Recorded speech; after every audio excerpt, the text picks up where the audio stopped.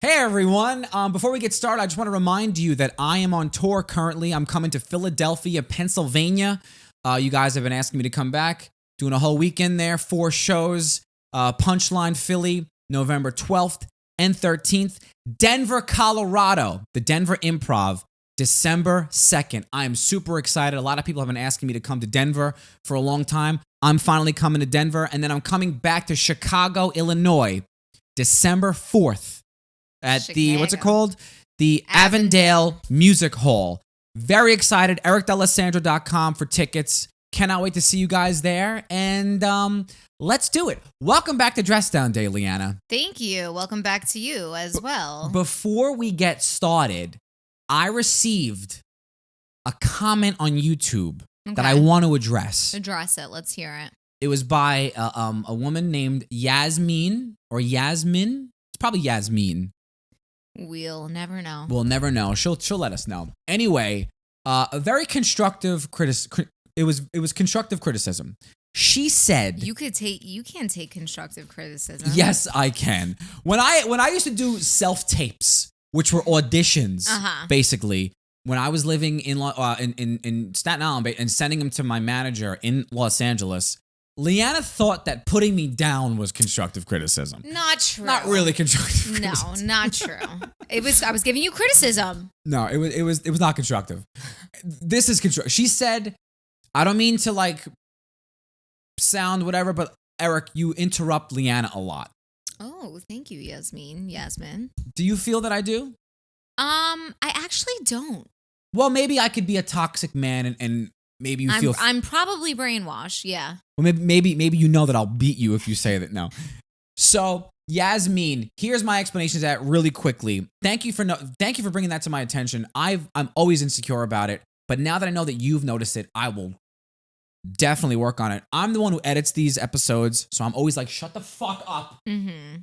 But here's the thing: when I really believed in this podcast, and when Leanna and I would do them in the past, there would be dead air or silence. Okay.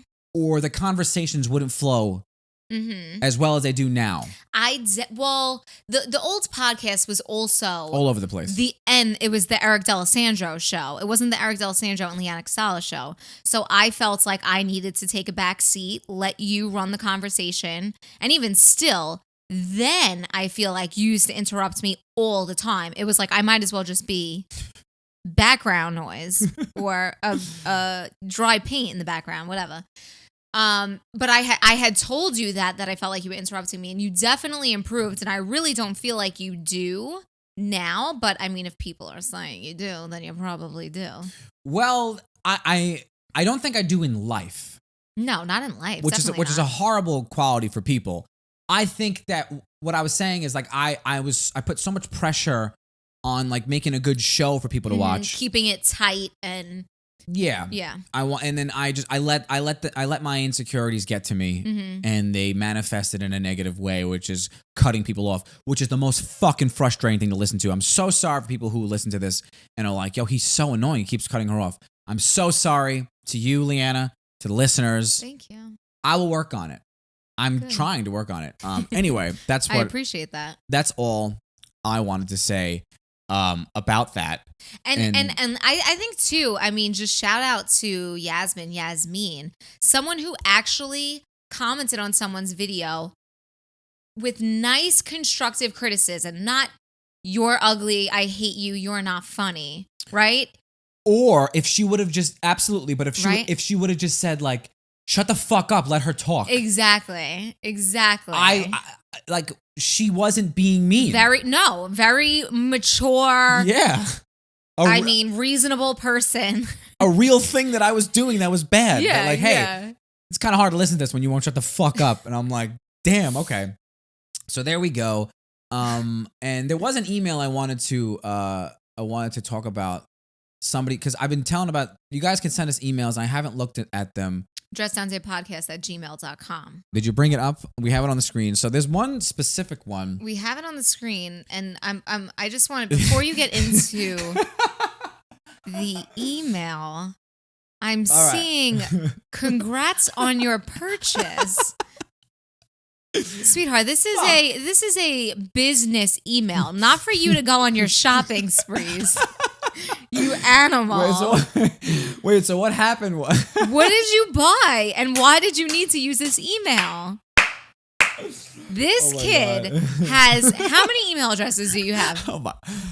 I don't even know all of them. I probably have 30. You probably have 30. Yeah. You needed to use this one? You don't have like 30 email addresses? No, I have 2. What about for all your like one's a personal, one's a business. What about for like your for when I need to scam people? No, because I'm the one who does all the fucking free trials around here, and I'm the one like, I want to watch this tonight. All right, you got to give me 5 minutes. I got to make an email. Oh my God. So I got to do everything. Oh my God. Why did you need to use this email to purchase a t-shirt though? By the way, I still pay for Hulu because you wanted to watch fucking Handmaid's Tale and I let my free trial expire and I pay for Hulu. So don't give me shit about my email addresses. I mean, how many times are you going to scam the system? As many times as they'll let me. Are you kidding me? 3? It's not even about the money. It's just about like the fact that like, I can do this. I'm going to do it. They're going to get you one day. The reason why I did this website. There's always a reason. There's always an excuse. What a way to get caught. Fuck. There's this website. It's called I forgot that I did this. It's called Grailed, and it's what I go to when I'm trying to look for like vintage shit. Mm-hmm. Or it's kind of like also when you want. It's like a Poshmark, but for like rare vintage stuff, right? Yeah, it's not just for vintage stuff. Like if you want to get like a Louis Vuitton coat from like the 70s, Grailed would be more. It would be more likely to find it on Grailed. It's like a little rarer, I guess. Maybe more pretentious. I don't know. And I got this dope vintage Knicks t-shirt I was looking for, right? I can't. So now we're gonna be getting spammed to the podcast email. So on Grailed, I made this person an offer. It's like an eBay. You bid on it? You don't bid, but they have it for a listing price. You can either pay it, or sometimes you can also make them an offer. Okay. They don't have to check that box. Like it could just be the price is the price, or you can make them an offer. This specific seller, I offered him or her a little bit less for the t-shirt, and then they counter offered more than the listing price. Which now that I think of it, I don't even know how the website let them do that, because it included the price of what it was plus the shipping, but they just gave me a higher price, and I was like, so I made another Grailed account, and I just bought it with the listing price. I'm like, fuck, you're not gonna just scam me, pal. Yeah, it sounds like they were just trying to be bull busters. I don't know why, but they're probably not gonna sell me the shirt. And then when I went to my other emails on my Gmail, it was the first one I said, fuck, I put address down there. I did my, it saved the password. I'm like, whatever. I just made it for that, okay? I mean, I'm pretty sure I've gotten emails on my personal email for something you signed up for. But I mean, to go as low as the dress down day. I mean, what the fuck do you care, honey? Sweetie pie, sugar. Whatever, bro. Wait till you see his t-shirt. I hope I get it. It's worth it. In most relationships, it's like the guy complained that the wife bought something. Mm-hmm. It's always you yelling at me. It's always me yelling at you. You have a spending problem. You really do. He's like, the lady that you see memes about. Like, I come home from work and I have 50,000 Amazon packages outside because my wife went, spending crazy, whatever. You're the wife. You're the Amazon wife. I just I don't know. Once I started making money and I was like, I could buy stuff now. I was bad when I was a kid. When I would get $100, I could spend $100. Anyway, I got a lovely email. I'm not going to mention her name because I don't know if she wants me to you don't want to. Maybe she anonymous. Anonymous. So should I? Let me give me 1 second. Okay. So sorry if we edited really quick. I just had to read this full thing. I'm not going to mention any specifics, but this listener, I hope that hope she's listening to this. because I'm sorry, this, I don't check the email that often. As you know, I make it to buy To make things purchases. online. So she wrote this very beautiful email and asking about the benefits of therapy. Mm-hmm. Because I've mentioned before that I have been in therapy. Mm-hmm. And I do think it's extremely important. And there is this weird stigma still attached to therapy. Yes, it's almost like this taboo thing. Mm-hmm. Coming from specific places in this country or this world, many cultures, I'm sure, frown upon it, or perhaps especially for men. Mm-hmm. Which is why I'm so outspoken against any bullshit that we make up as a society. Everything we make up everything. So, I've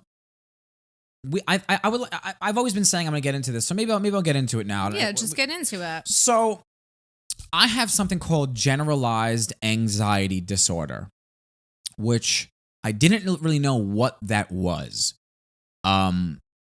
It's basically You didn't even know that that's what you had. Exactly. Originally. Yeah. I remember when I was in, so it's not that I'm afraid to get personal, but I don't know if like people are going to understand, but my anxiety is I have thoughts. It could be anything. It doesn't even have to be a scary thought or a negative thought. It could just be like a thing my brain gives me and says, now you're going to worry about this forever. That's the scary thought.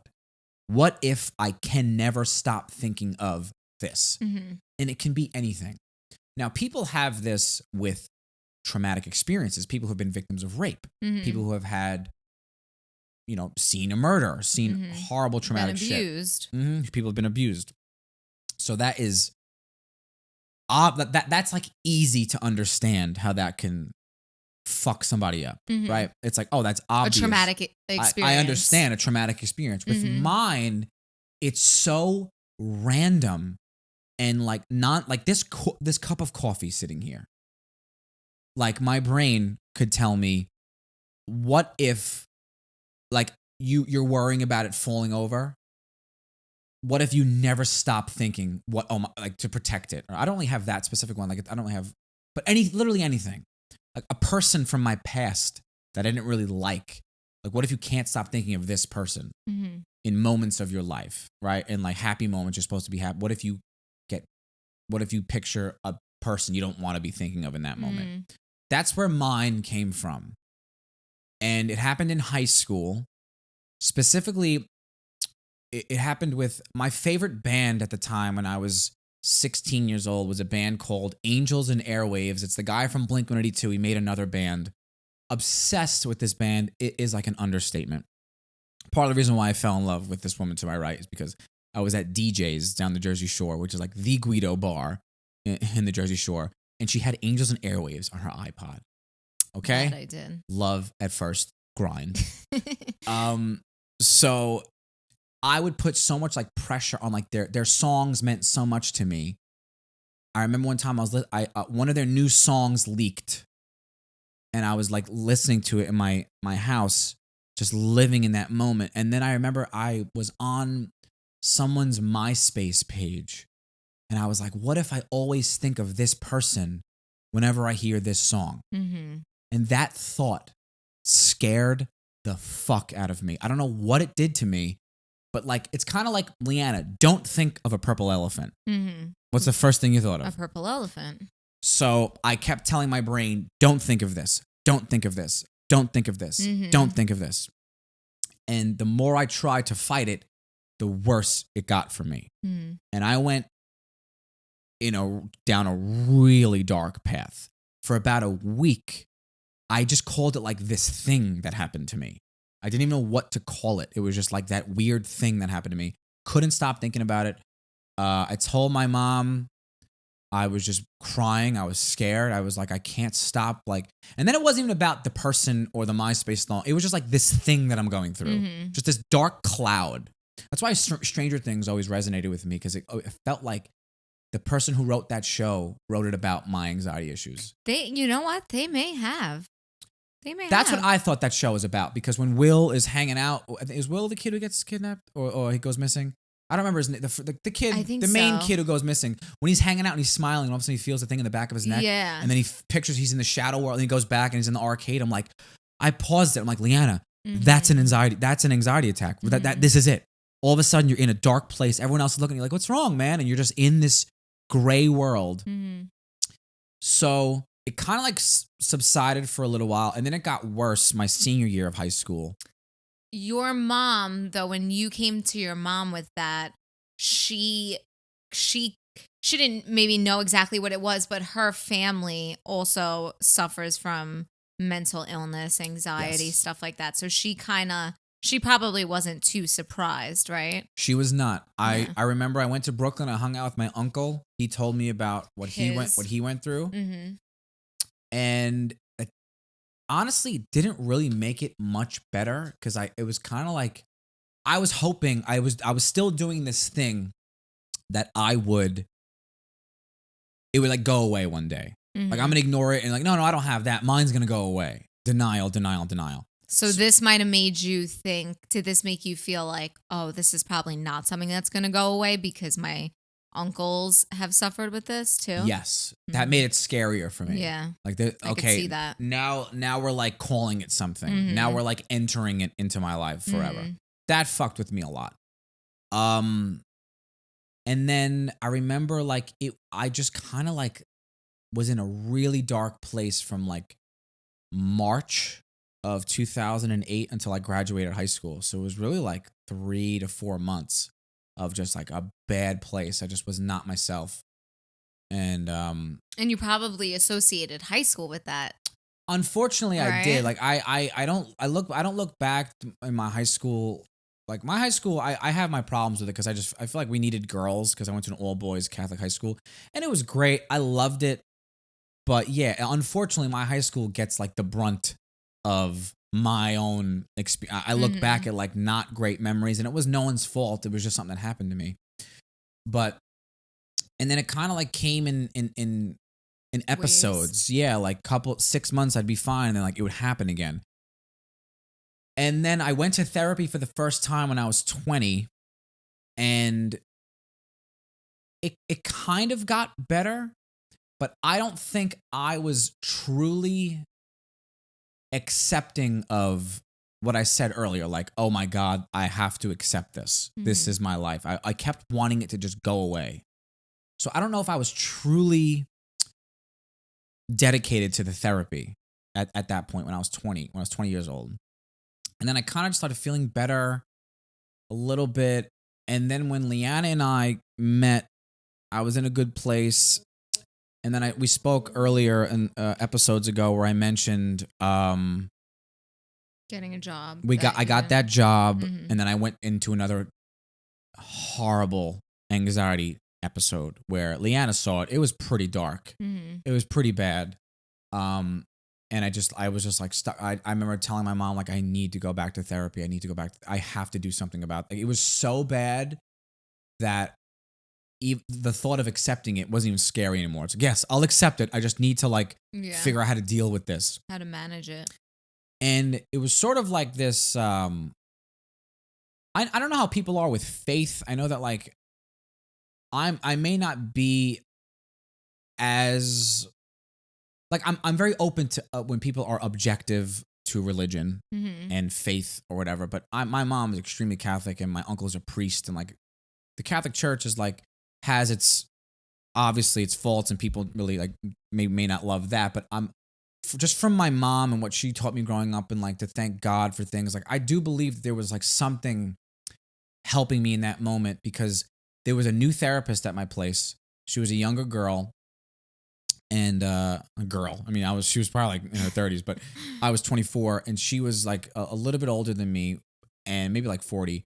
And she told me that there was like this breakthrough, what am I call it? Like, not therapy, but there was this breakthrough exposure therapy that was like sweeping the medical field, people who had similar problems like me. Which there was these new techniques. It's cognitive behavioral therapy.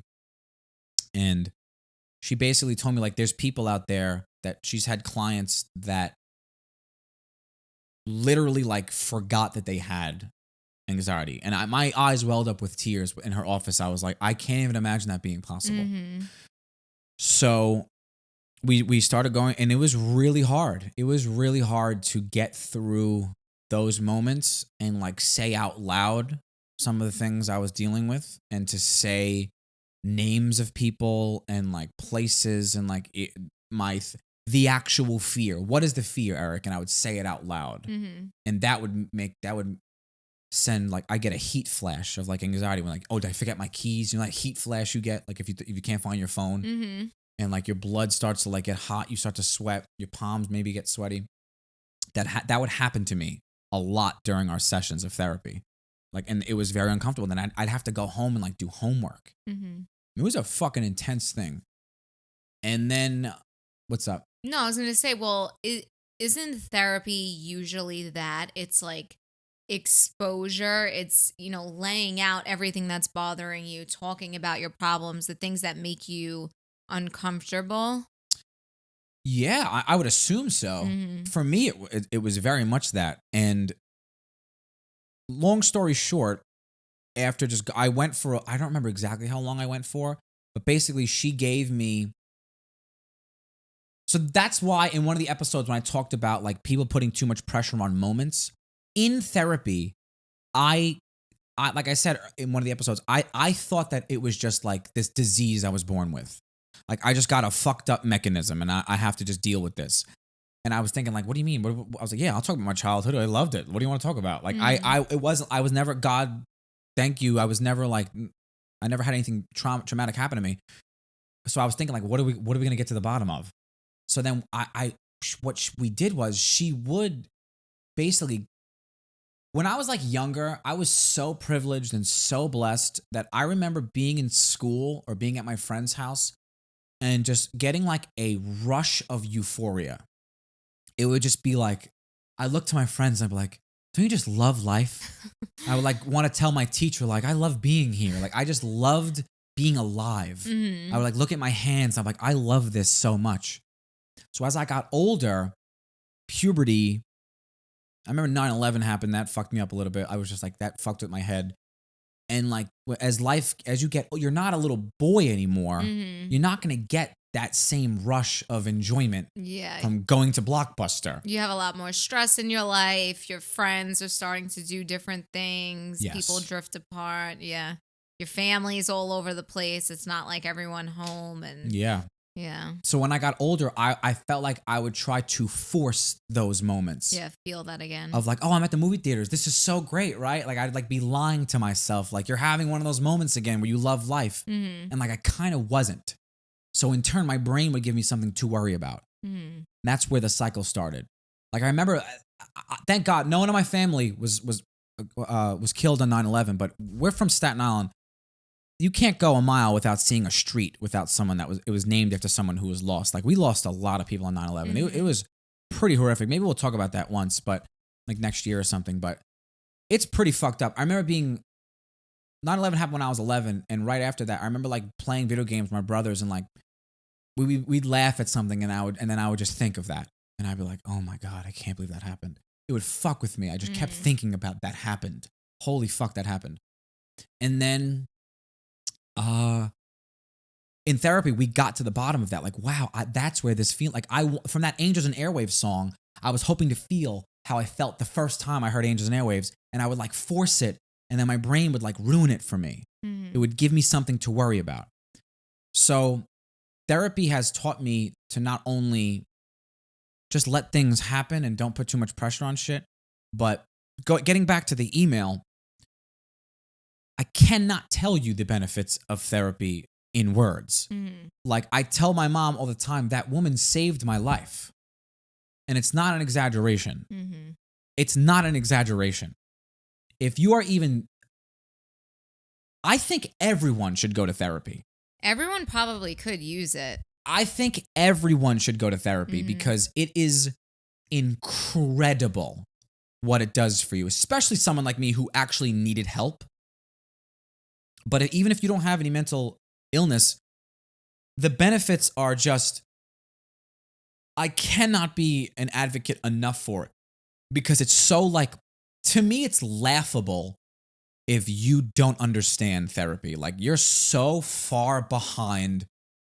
It's like, I'm finishing the 12th book. You haven't even gotten to the store to see what books are available yet. You know what I'm trying to say? Like, well, you know what? Because a lot of people associate, I think, therapy with traumatic experiences, you know, God forbid, rape and abuse, child abuse, whatever it is. But it doesn't necessarily have to, that's not the only reasons you can go to therapy for, right? Like, oh my God, of course. you're just your parents being divorced, or I don't even know, your grandma taking care of you your whole life and not your mom. Like, that could be affecting you in one way that therapy could help you get to the bottom of, you know? I think that's the problem. That's it. Like, people, you know, people might be suffering with something, but they think my life was perfect. I didn't have anything wrong. I had a good childhood. So they feel like it's not for them. But I would say it is for anyone and everyone, no? No, that's a really good point. That's a really good point. And I think that a blessing that happened to me that hopefully somebody listening to this can benefit from would be, like you just said, I had on paper a perfect life. Yeah. Perfect. And that's why I was thinking, like, oh, I'm going to therapy because I have something, not because everyone should talk to someone. Like, one of the main themes on this podcast would, as you guys are probably learning at this point, would be me specifically trying to analyze and dissect things that we do without realizing that we do it or do these things. I don't know. Grammar's not my thing. Speaking isn't. But I've noticed, and I don't think that I'm better than anyone. I don't think that I know more. I just think that I've been through fucking hell, and I've spoken to a therapist, and I've done a lot of self examining, and I have videos of when I was 11 years old till I'm 31 years old. So I know what I looked like. I know what I sounded like. I know how I treated people. A lot of cringy shit happening, how I treated like girls in the past. So I've tried to become a better man, and accountability is something that's really fucking important. And I don't know if therapy will make you get there, but for me, it made me realize, what am I doing wrong? And a lot of people I see walking around in life who are sad, who are angry. One of the things that we talked about on the episode about people writing negative comments was, here's a pretty good rule. If you know someone that's always angry, they're not happy. It's pretty fucking simple. Think about that. It's blatantly, you are not happy because you're not happy. Well, how am I not happy? Because you're not happy. You're always in a bad mood. You're always angry. You're always starting with someone. It's always their fault. Like, that's a great sign that like something's going on with you, and it's okay. Like, we have this horrible, I don't even know what to call it. Like, it's like this, our culture is, it's still a thing where you'd be weak or weird or a pussy for needing help, where every one of us needs help. Every one of us could benefit from it. Like, whether you know it or not, a form of therapy you went through was me talking to you years ago about wanting to communicate with you more. I'm not saying that I'm a fucking therapist, but I'm saying, like, perhaps forcing you out of things you maybe were burying, but in the long run were really great for you to get out and say out loud, and just to like communicate things. Like, Eric, you made me sad when you said this, instead of just ignoring it. Yeah. Which I think all of us just bury and then explode when we're like at a party drunk or something, and like, you don't know what the tension is unless you talk about it. That's why, like, I'm so obsessed with saying exactly how I feel. Yes, I can be disrespectful and I can be an asshole about it sometimes, but like, with my like, I make a lot of my friends uncomfortable because I'm like, are you having a good time? Are you all right? Did I make you feel anything? Like some of them like, just stop talking about it like that. And I want us all to be open about that. Open like, and honest. So to this person who wrote this email, I'm hoping that this can give you some answers. I think it's better off, not to make it about me, but I think I'd rather shine the light on myself than this person who emailed us. Yeah, definitely. And so you can see from my own personal journey, the benefits are like, man, it's like asking someone, what are the benefits of eating a good meal? It's like, where do you even start? It's like, it could be, I don't even know. Like it's so. It's also like, I feel like a good little way to put it is like, if you're playing a video game, which you've said this before, it's like, if I have the opportunity to get the cheat code, why wouldn't I take it? Right. So like, you going to therapy was like your cheat code that helped you significantly. You now versus you in like 2014, the way you handle things is crazy. It's so different in such a good way. I mean, you were like spiraling out of control then. Now it's like any little thing, you know how to handle it before it gets too far. Yeah, very true. The thing with the video game that I've always tried to like, I say to Leanna as like a metaphor is like, if I ever sound preachy to you, I'm not trying to sound preachy or talk down to anyone. It's more like I would bust my friends' balls. Let's say we're playing a video game as kids and we're playing Madden. I fucking hate Madden, but all my friends love Madden. It's a football game. And then my friend Matt would be running faster than my guys. And I'd be like, oh, what's the button for turbo? He'd be like, oh, I don't know. He wouldn't tell me how to make my guys run fast because he had an advantage. Yeah. So I feel that I know how to do turbo. So I have to give it to I have to tell you guys how to do turbo. Yeah, exactly. I don't want to keep it for myself. That seems wrong. So like anything that I say, these are lessons I've learned. These are things that like it took me a while to understand this. And I'm always trying to make people happier because I was so fucking unhappy. And I think many of us don't realize how unhappy we are. And it's not to flex or to make you feel inferior. It's more of like, hey, come on this journey with me. It's a good one. Like it's good to talk about this stuff. And honestly, a lot of things that really helped me were just us being on our own. I hate to say it because I love my family so much. I love your family. I love our friends so much. But New York is a real rat race. It's really cutthroat. It's really just like mental health is not a priority. Your meaning in life is to work. Yeah, the pressure is literally unbearable. Yeah. That's why we got out, because the pressure on us to be at a certain point in our lives that we weren't ready to be at was literally unbearable. For me, it was here's a pressure to be somewhere I don't even want to be. Yeah. So it's not even like I'll get there eventually. It's more like even if I don't ever want to get there, I don't ever want. It was someone giving me advice that if I had their lives, I would kill myself.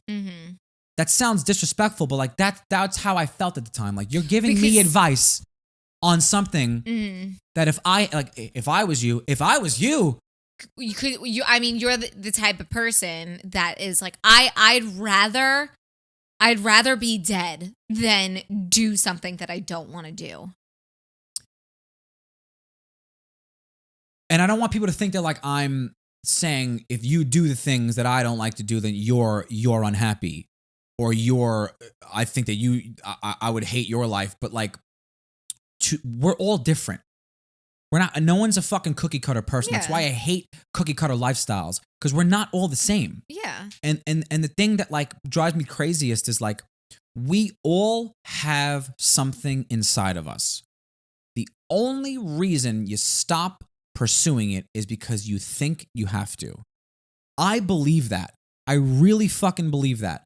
Whether it's you like to draw, you like to dance, you like to talk about movies, Everything you want to do is possible in 2021. Anything is possible. And it sucks for our generation. We might be a little too old.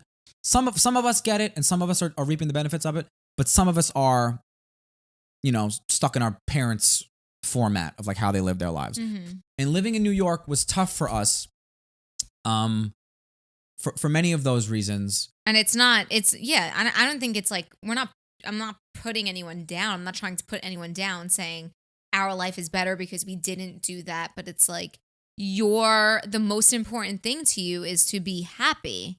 So if you doing something that doesn't for you to do something that doesn't make you happy, it doesn't make sense. It's not worth it. It's pretty frustrating speaking to people when they just, like I said, like they're so far behind in terms of like the evolution of mental health, of just being mentally healthy and happy. Mm-hmm.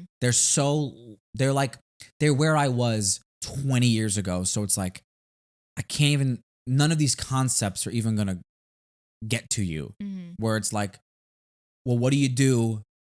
And then it's like, well, how, don't you want this? Don't you want that? It's like, dude, I went through this so long ago. Like, you're so far gone from like what I have found in my adult years to be actually valuable in life. Mm-hmm. And you're going to come at me with like something that it's smoke and mirrors. Like I'm not even hearing you. This is such a waste of my life. And something that my friend Matt, I might have said this before, but forgive me, but I think it's important in this capacity. My friend Matt also had I wasn't even making money. He had a real career. He had a real career. He was making incredible money. He was a supervisor, huge position at this giant company. He left. I didn't tell a soul we were moving to Florida, to California. Matt moved to Florida. That's why I said that. I didn't tell anyone we were moving to California. I didn't tell anyone. Mm-hmm. And me and Matt were kind of like not talking that much back then. One of my best friends. And we just ran into him randomly the night before we took off for California. It was just, that was fate. Mm-hmm. And he was like, what are you guys doing? I'm like, oh, we're moving to California tomorrow. He was like, what? Now this is a kid that grew up across the street from me. I've known him since I was 4 years old. Known everything about my life forever. When he started working, I was going through my shit. We didn't see each other out often. As people get older, he was working all of the time, and any time off he had, he was just like trying to just hang out with his girlfriend. So we didn't really talk a lot. And then we had a little bit of like a fight. He went through his own shit. And then we saw that I just fucking bounced. And then like maybe 6 to 7 months later, maybe a year later, he and his girlfriend moved to Florida. He was like, that inspired me. He was like, I was miserable there. And one of the things he said to me that was so fucking inspiring was when he was stuck at his job and I left. I was already living in LA. We were talking about just life and stuff.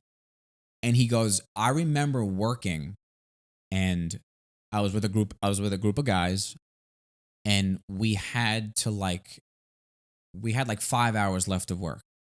So one of the guys was like, oh, we can do that. That'll kill 3 hours. And Matt said to me, he goes, I was thinking of how precious time is. And how when you're on your deathbed, when you're a grandma, a grandfather, when you're older, all you want is more time. Like I've said, it's the only thing in life you cannot buy more of. Mm-hmm. Here are men in the prime of their lives looking for ways to waste time. I can't even think about it. Think about how sad that really is when you think about it. When I was working at CVS and I was roaming the fucking aisles looking for ways to waste time.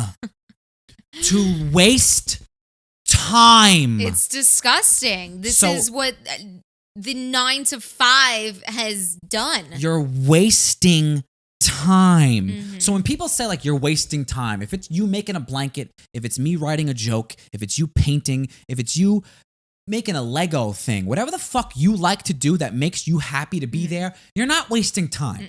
You're wasting time when you're doing something you don't want to be doing. You're fucking wasting your fucking life. And we're never told this by anyone. We are instead congratulated for it. The whole system is rigged, folks. You are celebrated when you conform to wasting your life. We are celebrated in those moments. We get thrown parties back home when you get a job that you will be wasting for 30 years. Your parents are proud of you. Now, I get it. You have to provide for your family. You have to get a pension. You have to do the good things. But if you are not happy, that's my fucking point. Happy. Exactly. If you love it and you can't wait to go to work in the morning, I'm not talking about you. People always misconstrue my words and they always act like I'm fucking being an asshole. If you don't like it, if you wake up, that alarm clock goes off, you're like, how am I going to get through another day of this? I'm talking about that shit, which is where we were. It all has to do with therapy. It all has to do with mental health. And like, I wish people spoke about this shit more. I'm definitely dominating this conversation, but luckily Leanna has not really suffered with any of this fucking shit. The girl goes to sleep, no problem, no matter what's going on. I'm so jealous. I mean, I suffered with the thought of doing something for the rest of my life that didn't make me happy. I didn't suffer with anxiety, luckily, but I definitely was. There was a time in my life where I was like, I couldn't imagine being in a position for the rest of my life that wasn't going to be worthwhile. Yeah. So, yeah, I mean, this episode was more about your journey with anxiety. So obviously, you're going to dominate the. No, I know. I'm just saying. I began with saying I'm not gonna overspeak you, and here I am just being like, anyway, Leanna, let me finish this thought. I know, and then this is the podcast that we talk about. It's all about you. But I think it is important, and it's definitely important to have a spouse who understands. A question I get often too is basically, where do I get? It's really sad, man. But like, where do I get the confidence to even tell someone that you're going through this? And all I can say to that is I had a wonderful family who filled me with just confidence and love. So if you didn't have that, I understand how difficult that can be. But I'm telling you, it's worth the uncomfortableness, whatever you're going through, to get through the other side. Yeah. Like for me, it wasn't even a thought. I never felt weird saying how I felt out loud. I mean, I think too, like, it's not something that you initially have to even tell your family and friends, right? If you go to therapy, they're also going to tell you how they're going to help you with how to approach your family with those things, telling them how you feel, and right? I mean, I don't know because I've never went to therapy, but I would think that like if I was scared to tell my family and I didn't know how to approach them, maybe just starting with therapy would help me. Yeah, oh, definitely. Would help me with approaching them about it, right? I'm sure. I haven't gone through that personally, but I could imagine. But some people like also want help finding a therapist. Some people like, I went to my mom and she like found someone for me. Yeah. But what if you don't have that? Like, that's a privileged kid right there who had mommy do it for him. Of course, definitely. But I mean, with the internet, you could definitely absolutely, find 100%. And yeah, that's a really good point. And plus, they have them. I actually was speaking to someone recently through Zoom. Yeah. I mean, it was wonderful. I mean, we were in fucking Detroit, and I had a session with a therapist. So, yeah, I want to destroy this fucking stigma because it's weird to me when we all have something, and then we pretend as though we don't, to live for an illusion. Like, we all have shit. We all have shit. I had an acting teacher once when I was going to acting classes. And I think one of the students asked, like, how do you cry? And he was like, oh, he goes, what do you that's not, I could ask. And then he said, stand up for a second. Ask this kid about 5 questions and he was crying. Really? It was incredible. What were the questions? I don't remember. He brought up a dog. I remember because he asked about like something.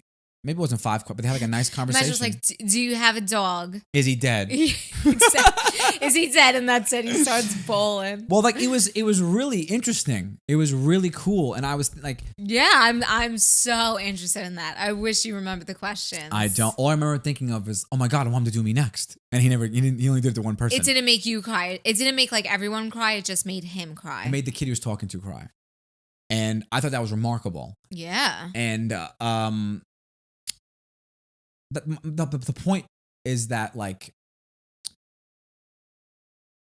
it's still a thing that if you cry as a man, you're weak and you're a pussy. Mm-hmm. I don't understand that at all. And if you show any sign of like vulnerability, you're a failure. Mm-hmm. I mean, I've said it before about women and the pressure that women feel, and like it's horrible. And it's weird to me because we've made these things up. They're not tangible. Yeah. They're not real. Everything is pretend. Everything is pretend. We've all heard the cliche about like when boys were little in the 1800s, they wore pink and girls wore blue, and now it's reversed.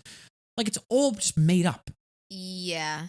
I think too, I mean, it was a combination of your anxiety with doing something that you weren't enjoying. So I think it's like if you do suffer with anxiety or any mental health issues, maybe because of something traumatic that happened to you, maybe not. If you're also on top of that at a job you hate or living with someone you don't like, that's definitely affecting it a lot more. Oh, yeah. The second you left that job, your anxiety got better, right? Not the second. It took me Not months the to second. get back. It took a little bit, but it definitely wasn't. It was never as bad as it was when you were at that job. Oh my god! The day I quit, it was like literally relieved. A weight off your shoulders. At least 30% was gone. And now doing something that you love to do, you've seen a huge decrease in episodes, right? Oh my god! Absolutely. Yeah, so I think it's like it's about getting the therapy, but then also making sure that you're surrounding yourself with people that don't affect it, a job that, doesn't make it worse too. Yeah. One of the things I want to make sure that I'm careful about is something that Matt also reminds me of is if you're listening to this and okay, Eric, okay, I'll just be a comedian then. Of course. Which is very. No. I do have to be careful with that. Which I was thinking about earlier too when you were saying like at today's day and age, at any age, you can almost do anything you want with the help of the internet and stuff. Of course, we can all try, but we're not all going to be successful. You were very lucky that you're successful. 100%. But my point is, you'll never know unless you try. well, first of all, yeah, that's a great Allegra's window. But I don't know how, quote unquote, lucky I was in terms of like what I said about if you want to do anything in 2021 with TikTok, Instagram, YouTube, whatever, yes, you're not going to get 1 million views overnight. Mm-hmm. But if you do not quit uploading whatever it is that you want to do for 5 straight years, and you upload something every day, you're probably not going to fail. Yeah. I know that that's like a little crazy. People could say you're an idiot. Obviously not. What if you're not talented? What if you're no good? I understand. You also have to go with a little bit like what you're destined to do. As you know, I wanted to be a musician more than anything. Mm-hmm. I wanted to be a musician more than anything. I wanted to be an actor more than anything. That's another question I think that's important. People say, well, what if your dreams don't come true? What if what you want to do is too hard? What if you don't make it? I technically failed at making my dreams come true. Technically. I'm not an actor, not a musician. I never really dreamt of being a stand-up comedian. I always had an interest in it. I always thought it was cool, but like, I never really dreamt of that specific thing. Mhm. Maybe a couple times I'd watch like Ellen when I was younger, but like never really in the long run. I just wanted to just make videos and stuff. But in going for it, in following my passion and my dreams, I found something that works. Now, Mhm. granted, it's like not that much of a stretch. It's still pretty incredible what I get to do. But if you want to be a celebrity chef or a private chef, and you fail at that, but along the way you meet someone that you get to do marketing for a restaurant or something in that field, and you're happier. Yeah. I think that's the answer. Mhm. You may not be a comedian, you may not be a musician, you may not be this or that, but you'll find something along the way that you are enjoying. Mhm. You know what I mean? And that's where I came from. And again, most of these people listening to this have normal jobs, but I think a lot of them are happy with their choices, are content with life. So they're going to understand this from like a different level of like, well, you should be so grateful that you don't hate your life. And if you're happy, if you're fulfilled, I know so many people in my life who aren't comedians, obviously, most of the people we know in our lives. And a lot of them are just content with just living the dream with their kids and playing on the front lawn. That's gorgeous. But like when you're angry all the time or if you're just sad all the time, or if you're not happy, that's who I'm trying to get across this point to. I'm not saying everyone is miserable, and if you don't do what I do, you're fucking depressed. But I understand maybe it can come off that way. Mhm. Stand-up comedian can always become an actor. An actor can't become a stand-up comedian. Who said that recently? Was it? I think it was Jerry Seinfeld. We watched the Jerry Seinfeld Comedians in Cars. Yeah. But yeah, I don't know, man. I don't want anybody to ever think that like my opinions. I don't want them to offend you. Because you're not trying to offend anyone. You're just trying to help people. Well, sometimes I say I get a little too passionate about my own journey. Yeah. That I may affect other people. In 5 Miles from the Spotlight, one kid took a clip and put it on Twitter and took it out of context, and I got a lot of hate for it on Twitter. I remember that because they were acting as though I was like putting down kids who are cops and firemen. It's like, no, I was saying for me, I can't become a cop or a fireman. And I am not happy. And I know other friends of mine who wanted to be comedy writers, who wanted to be this or that, and they're doing that, and they're giving up or they're compromising. And that's what I'm talking about. I'm not talking about you who wanted to be a fireman. That's fucking fantastic. I'm not saying that. I'm saying you feel bad for the rest of us who haven't found a path that works. And it was like people are telling you to be a cop and a firefighter when it's like, I don't even want to do that. Yes, that's the only goal in life is to become a cop or a fireman when you're on Staten Island. And like, my dad was a cop. Everything I have in my life, I owe to a police officer. I know the benefits of that. I'm saying for me personally, I don't even know if I'd get past the psych interview. Definitely not. They'd be like, you can't be a fireman, kid. You're fucking nuts. And I'm like, well, now what do I do? So that's my whole thing. And I hope I made it clear for some people out there who have, because I've gotten so many questions about this. I've never gotten into it, but I figured this would be a good opportunity to try to like relate to people, and it is important. It is important. Don't care. It's easier said than done, but try not to care what people think about you. That's really hard for people to understand. I do believe that I personify that.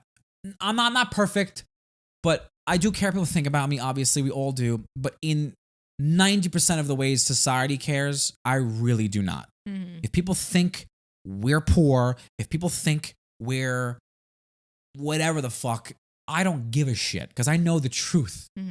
Like if we don't have like a big gavone fancy wedding, I'm not going to think, well, what do people think about it? I don't give a fuck. No. And most people's like, what's the word I'm looking for? Most people's like inspiration to do well in life is because they are thinking, what will other people think?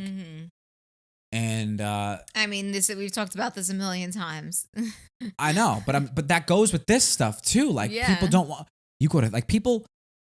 Somebody in my life went to therapy, and he was like, "Just don't tell people." Aww. And I was like, I'm not gonna tell anyone. But dude, you're not. The fact like you care about that is I want you to be so open about and welcoming of these ideas that you don't give a fuck. Now I get it, maybe your dad or your mom or whoever, but like there's nothing to be ashamed of. No, not at all. It's like Tony Soprano went to therapy. I mean, it's like wearing glasses. Imagine making fun of someone like we did what people did when they're fucking in the 4th grade, 4 eyes. But like imagine like at our age being like, why are you wearing glasses? yeah. What do you mean? I can't fucking see. What do you mean? Why am I wearing glasses? Exactly. Why are you going to therapy? What do you mean?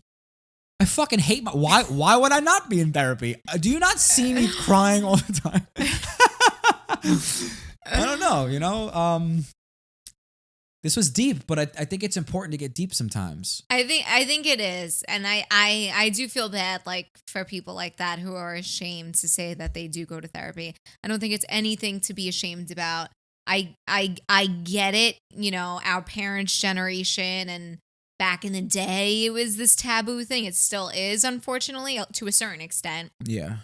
But and that's also where you're from, where you live. Where we're from, I feel like it's still very taboo, but in California, Oh in my God. LA, every single person I know is in therapy and they're proud of it. Yeah. You know, so it's definitely something that needs to, I think with mental health month and stuff, people definitely are trying to put it out there a lot more, which is good and definitely helping people. Staten Island's getting better because every generation that comes along, it's inevitable. Yeah. Like you cannot fight progress. Like Mhm. yes, you can fight it, but in the long run, it always wins. Yeah. You can always be like these kids, but it always wins. Progress is just it just there's no way around it. And Yeah, I mean within the next few years, all the old people will die off anyway and we'll be good to go. Yeah. And it's so beautiful to see, you know, people talk shit, but then when it's your child, you'll do anything Oh yeah. to help them. Oh yeah. I had a friend of mine who he was just fucking around, but this was years ago, and he said his son might be gay because like he couldn't throw like a ball or something. And I was like, I know you're making jokes, but like, what if he was gay? Mm-mm. What if he was gay? What are you gonna disown him? Yeah, no. And he was like, well, no, I mean, obviously. I'm like, yeah, so shut the fuck up. It's Yeah. so pointless. Like everybody's like they act like they're gonna do. It's like you don't even realize what an ally you are to gay people until it comes to your front door. Mhm. Like everybody can act like they're fucking don't do that shit around me. Okay, what about if he was your son? Now don't get me wrong, some fucking parents out there are pieces of shit and do we have friends in LA whose parents don't speak to them. Yeah. It's horrific. It doesn't even make But sense to me. As the more we become, every generation becomes a little less intolerant. Thank God. Because it's just like it's not as insane. How many gay people do you know? Like it's like the dumbest conversation in the world. So like I think when people, it's easy to judge when it's someone else, but when it's in your house, I think it was when people realize just how important it is to have an open mind about everything. Because everyone's going through something. That's a great quote I saw. It was like, everyone's going through something, just don't be a cunt. It was like, just everyone's going through something. Yeah. You know what I mean? And like I've been trying ever since we got engaged. I'm trying to be more mature about how I judge others with their happiness.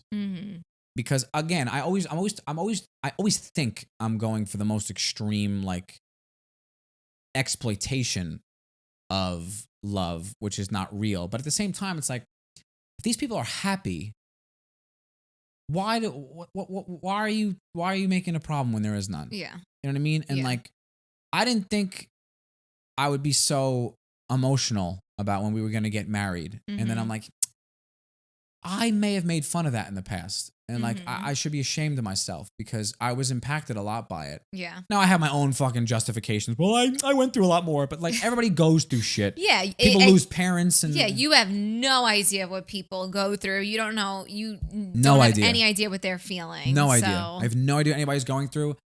And it's just something that I'm trying to get better at. And yeah, I would say I can't. I just I'm just gonna talk in circles, but like, I love you if you go to therapy because that shows that you are understanding life a little bit better. I feel like you understand what it's all about, and try talking to some men in your life about therapy. It's like you're fucking Or women. yeah. I'm always saying things through my lens, which is just like some of the guys that I know that it is getting better though. It is getting better. People are more understanding of it now, and like I said, once it's you, it's like it's not even a thought sometimes. Yeah. Like it's just like anyway. Hope I was able to open your eyes and make you understand a little bit. Sorry, this is just the Eric hour. I apologize, but luckily Leanna doesn't have much to say on this because she's a spoiled bitch and has never had to worry about. I don't know. I mean, I guess that does make me spoiled, but I'm kidding. I'm also downplaying anything that happened in your life too. Like oh, because you didn't go what I through. You didn't go through anything in life. Like that was a joke. And I wanted to say this earlier. You were saying something, and it reminded me of it. But one of your therapists had told you that your 10, right, versus someone else's 10, whether your 10 is, you being worried because you killed someone, and my 10 is me being worried that I left the oven on, even though obviously one is more extreme, it's both the same thing. Yeah. Did I explain that well, or maybe you should explain a little bit better? So basically, when you go into therapy, my therapist would say, "How are you feeling today?" On a scale of 1 to 10, like your anxiety. 10 is obviously the worst you could possibly be, and 1 is like non-existent.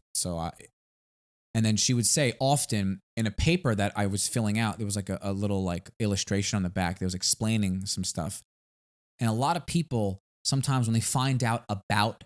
So let's say you have horrible images going through your head about like a past traumatic experience. And then you wish you could trade places with Eric's. I wish I had Eric's anxiety. Often you would trade for yours back.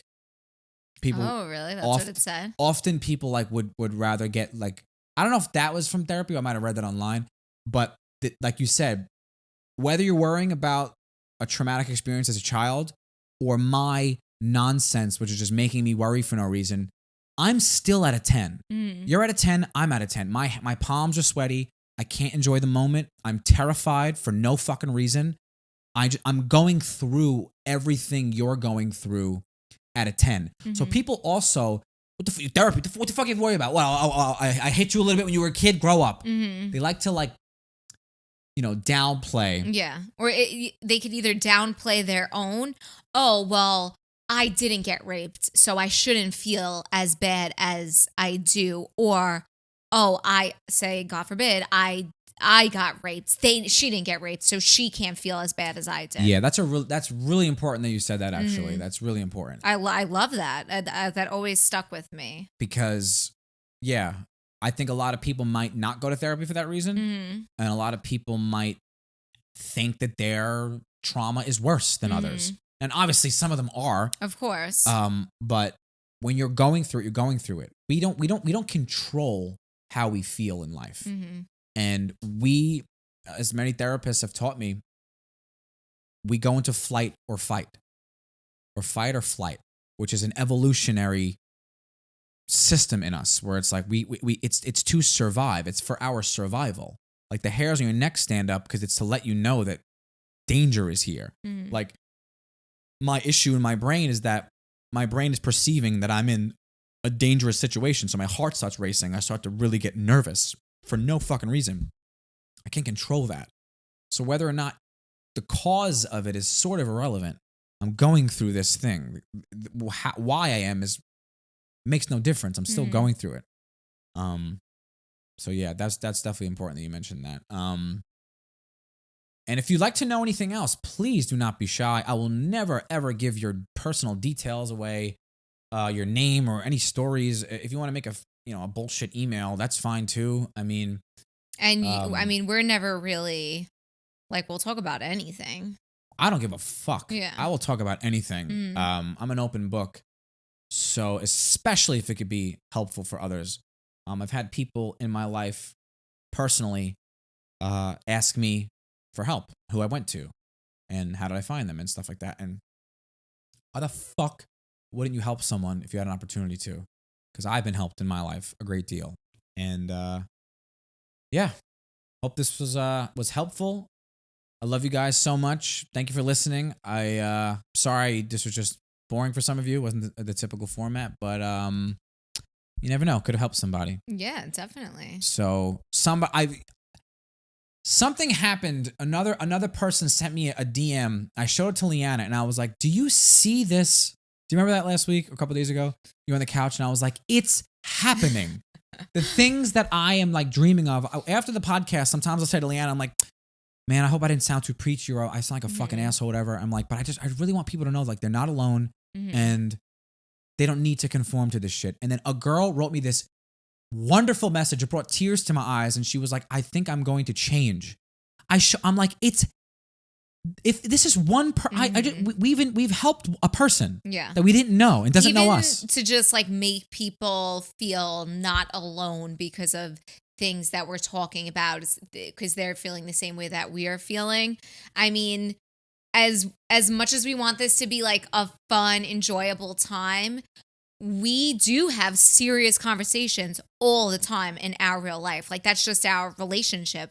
We have fun, but we also have really serious conversations. So it's going to happen. It's going to happen. And isn't this more important than, so how's your commute? Of course. It's yeah. pretty good. And us just being like, you take the 278? Yeah, it was backed up a little bit. Oh, nice. What are we doing this weekend? well, I don't think people do podcasts like that. I'm just saying, like, people don't have these conversations. And when we go back home, we don't talk about this kind of stuff. Eric's the weirdo. Because he's like, I'll mention to my family, like, Mom, that one time you didn't get me that jacket. And she's like, oh my God.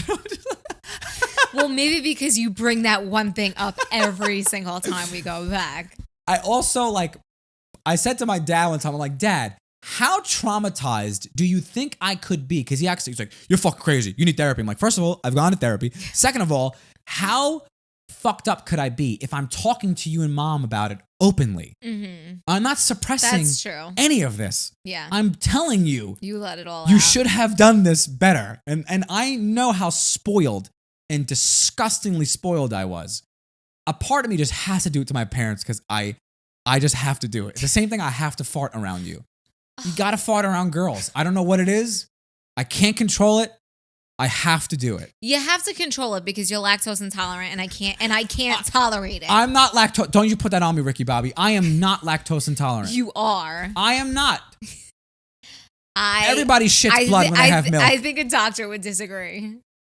Well, we'll find out, guys. Love you so much. Sorry this is such a long episode. We love you so much. Thank you for listening. As always, make sure you leave a comment, a review, a rating. Wow, look at you. We appreciate it all. And we'll see you next week. Dress Down Day podcast@gmail.com if you want to get in on the conversation. EricDeLaSandro.com for tickets to your favorite stand-up show. It's going to be a great time.